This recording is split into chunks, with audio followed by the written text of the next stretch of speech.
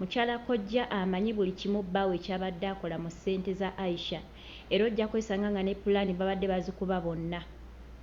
Emyaka 6 Aisha gy'akoledde, mukyala kojja tayinza kubanga talina kyamanyi ku bikwatagana ku ssente Aisha z'abadde asindika. Bw'anaakwatibwa n'akyunyizibwa ajja kwogera ebintu ebimu kojja bye yakola mu ssente. Ssente za myaka 6 kojja ateekeddwa okuba nga alina ebintu ebikalu by'azze akola mu ssente za Aisha. Bwe bibeerayo bikwatibwe bitundibwe, Aisha abe ng'addizibwa ssente ze. Ekirala ennyumba, kojja bw'aba nga teyakwata nnyumba ya muntu mulala bifaananyi. Nze wengumira ne ngamba ennyumba gy'eri. We banaaba bagitresinze ne bagezaako ab'amateeka ne basituka ne bayamba ku Aisha, ennyumba eno eyinza okuzooka. Lwaki? N'agikuba ebifaananyi n'akuba materials. Material kuba bamusindikira ssente za material, n'akuba material ono tumuguze ono tumuyiye, najja ne batandika etandise omusingi n'agikuba ekifaananyi.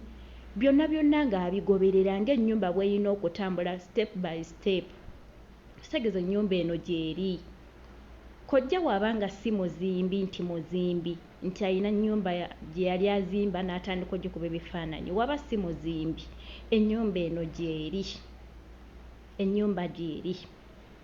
Kojja ayagala kwezibika bintu bya mwana. We banaatracinga oba amateeka ne gavaayo, ennyumba eyinza okuzooka webanga gy'eri. Nze wengumira weewo tinaakuba materials kati tuwa material kati tusima musingi kati kino kati etuuse wano nga byonna gy'abikuba ebifaananyi.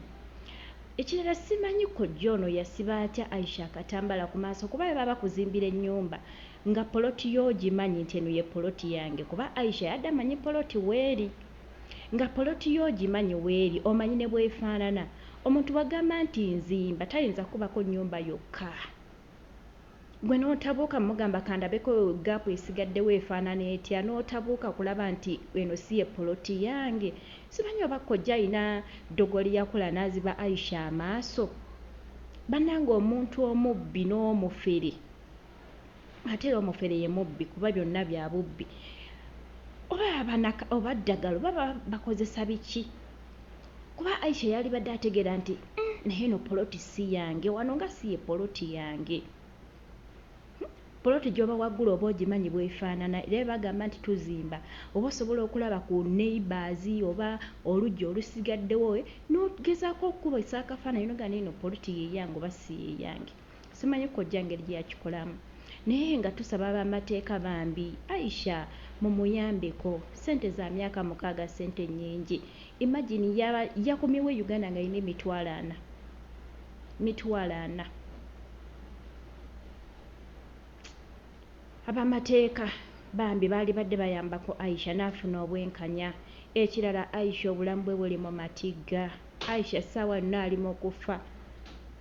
Kojja bw'aba teyadduse genda mu ssabo oba ku mulogo okutandika kuloga mwana ono waakiri afe, ajja kumupangira abatemu. Kojja teyeekwese bwekwesi nti aliira ku nsiko. Ayina pulaani gy'ali mu kupanga. Tayinza kubeera eyo kuba tajja kugumaza mbiro.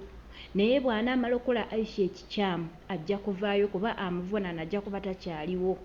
So bambi tusaba omuntu yenna asobola okuyambako Aisha ab'amateeka. Kojja ono ku kyalo gy'abeera bamumanyi. Famire ye bagimanyi. Basooke bamukwate n'abantu abamu badde ku Lukisegere nnyo. Banaakola nnyo okunoonyereza ku kitundu kojja kw'abeera. Bajja funa abantu babadde adiringa nabo ennyo. Kojja mikwano gye tegiteekwa kubanga tegimanyi bintu bya kojja by'abadde akola. Omuntu aba ne mukwano gw'enfanfe we ng'oggyeko omukyala waliwo n'emikwano ng'asobola omanya kati nzimba kati nkola kino. Tusobola okufuna ku mazima bambi Aisha n'afuna obwenkanya. Naye nze nninamu essuubi nti singa ab'amateeka basituka Aisha ssente ze ezimu zigenda kumuddizibwa okusinziira ku bintu kojja by'anaaba yakola mu ssente ze.